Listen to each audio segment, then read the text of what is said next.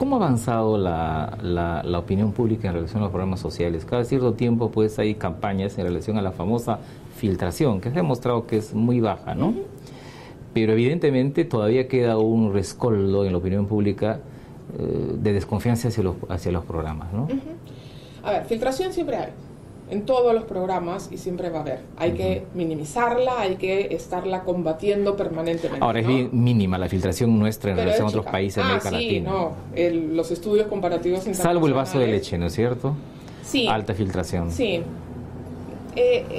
En líneas, en comparativo internacional, ese no es nuestro mayor problema. Todavía el mayor problema de esos programas es el otro, es su cobertura. Sí. ¿No? Porque todavía estamos lejos de tener programas sociales, quizá con la excepción de Pensión 65, en los cuales tienes esto que es como una garantía de derecho. Si cumplen los requisitos, tienes el programa. Juntos tiene todavía varios desafíos que enfrentar. Primero, Juntos todavía no llega a todas las señoras peruanas con hijos en edad escolar que enfrentan una situación de pobreza y tienen acceso a una escuela y a un centro de salud. ¿Por qué? ¿Porque no llega a lo urbano? Todavía tiene restricciones geográficas que han sido muy positivas para la evolución de Juntos, porque lo concentraron en las zonas de pobreza más dura, no permitieron que fuera cooptado, que fuera maltrecho. En zona urbana es mucho más difícil. Y en zona urbana tiene menos efecto, porque en zona urbana la escuela y la posta están ahí al lado, ¿no? Entonces, en la zona rural tiene una lógica y un impacto mayor. ¿Crees que Juntos debe pasar al ámbito urbano también? No, yo creo que no. Yo creo que no, porque creo que en el ámbito urbano el tema de incentivos no es para que los niños terminen la educación secundaria, ¿no? Hay que hacer incentivos mucho más sofisticados para asegurar que los niños van temprano a la escuela, para que no hay deserción escolar, que son mecanismos un poquito distintos que los que tienes en Juntos. Juntos todavía tiene un trecho por recorrer, y el 2.0 de los programas como Juntos, en el Perú y en el mundo, ya está en una cosa que estamos viendo inicialmente con la articulación con Jaco Wiñay, que es esta idea de protección con producción. Salud y educación tienen que llegar a ser servicios universales. Salud y educación. Sin duda. Seguridad social depende de lo que entendamos por seguridad social, porque en la medida que seguimos asociando la idea de seguridad social con el mundo del trabajo, con la formalidad laboral, tenemos un problema, porque somos un país altamente informal.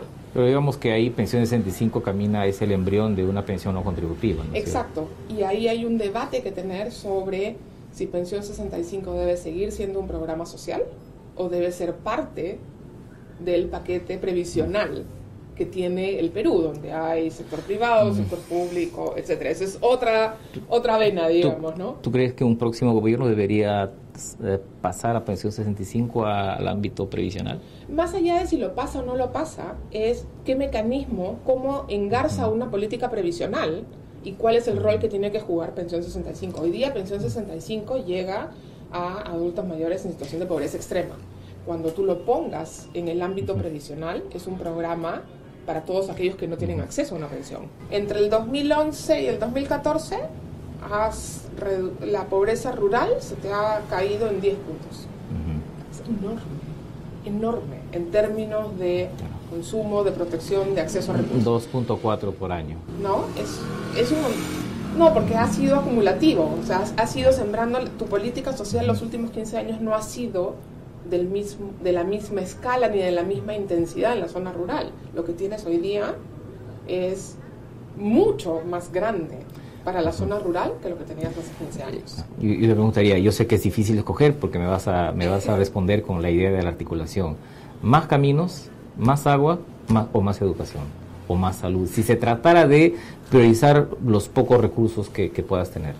Es que no puedes, porque el problema central es que nos hemos basado en esas falsas dicotomías. Si llegamos solo con educación y no llegamos con salud y no llegamos con camino, no avanzamos nada. Tenemos que llegar con todo. Sí, pues es más caro, es más complicado, es más difícil. Pero si no lo haces así, no tienes una salida sostenida, una mejora en condiciones de vida realmente sostenida que tiene un futuro.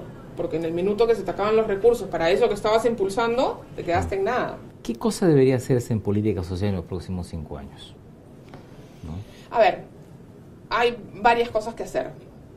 Primero hay que mantener, creo yo, una idea clara de que la política social no es un regalo, no es una buena voluntad de un gobernante, sino que es parte de la operación de un Estado que respeta y promueve el ejercicio de derechos de sus ciudadanos. Entonces, hay que asegurar que los programas sociales, que en general las políticas sociales se mueven hacia una garantía de esos derechos, ¿no? Por lo tanto, hay que trabajar duro los temas de calidad de las prestaciones sociales, ¿no? Que tiene que ver con la cantidad de información, pero también con que cuando vas al centro de salud tengas las vacunas que necesitas. Y hay que asegurarse que puedes realmente reducir al mínimo la subcobertura. Son dos cosas fundamentales, calidad y subcobertura, pero las dos cuestan un montón. Dinero. Y entonces tienes que asegurar que tienes unos recursos destinados a ese tema que además los estás mirando no como gasto, sino como inversión. ¿Crees que está en riesgo Caliwarma? A ver, yo creo que con Caliwarma hay dos temas que hay que destacar. Uno, Caliwarma es la primera vez que estás cumpliendo la Ley General de Educación. Y además es universalización. Es universalización pura y dura. Pura y dura. Porque eso es lo que manda la ley. Los niños peruanos tienen derecho al servicio educativo, a los materiales educativos y a la alimentación escolar. Y si no queremos eso, hay que cambiar la Ley General de Educación.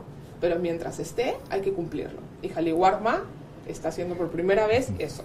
Número dos, Caliwarma comenzó efectivamente con un montón de complicaciones, era un modelo muy ambicioso, lo sigue siendo, pero ya estamos viendo un proceso de consolidación muy interesante. Para comenzar, tienes a los padres muy involucrados en Caliwarma y a los miembros de la comunidad educativa, digamos. Yo veo bien complicado cambiar eso porque los padres ya lo ven como tiene que ser, como un derecho de sus hijos al asistir a la escuela pública. Digamos que si el Perú necesitaría hoy un programa nuevo, sería para eso, para atender pobreza extrema en zona urbana.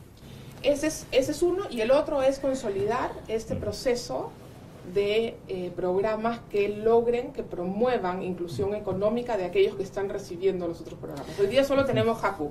Tú dirías que no, fuera de esto no recomendarías crear más, sino consolidar. Consolidar y además necesitas amarrar, necesitas articular, necesitas que se enganchen y que lo que le sirve a uno se vuelva el insumo de otro. Y en cobertura, ¿qué hacer, por ejemplo, en pensiones de 65? Ahí hay una demanda de cobertura impresionante y daría la impresión que el ritmo de crecimiento es mucho menor, ¿no?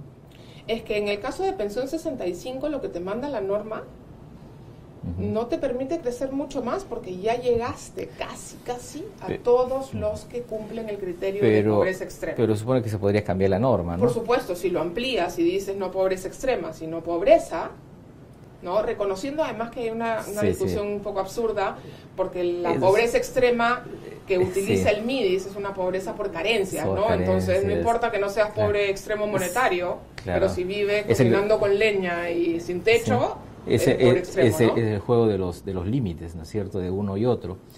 ¿Y qué no debería hacerse en los próximos 5 años en política social?